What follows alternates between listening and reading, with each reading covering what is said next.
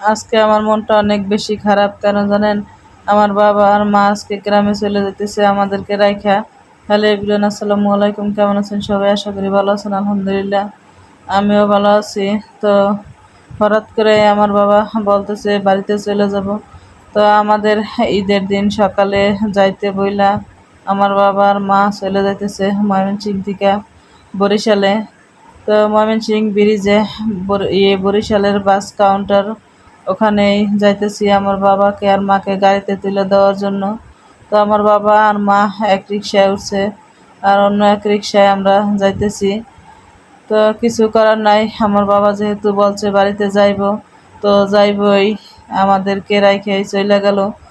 আর তার ছেলে মেয়ে সবাই যে আমরা একসাথে থাকি, ওটাতে তার হইতেছে না যে বাড়িতে যাইব, সবার সাথে দেখা করব।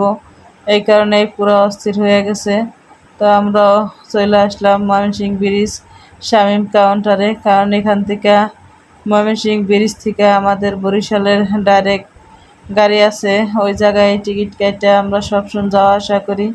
এই যে চলে আসলাম কাউন্টারে, আর এই গাড়িতে আমার বাবাকে আর মাকে তুলে দিব বাড়িতে যাওয়ার জন্য।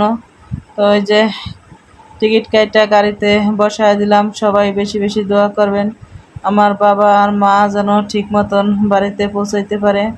সাথে আমাদের মামাতো ভাই ছিল, ও আমাদেরকে বিদায় দিতেছে। গাড়িতে উইটা বসানোর সাথে সাথে এত পরিমাণে যে বৃষ্টি নামছে তা কি আর বলবো। গাড়িও ছাইরা দিছে, কোনো মতে গাড়িতে উঠায় দিয়া দোকানে চলে আসলাম। তো দোকানে আর বেশিক্ষণ থাকি না, বৃষ্টি আস্তে আস্তে বাড়তেছে। তো একটা রিক্সা নিয়ে চলে আসলাম বাসায়।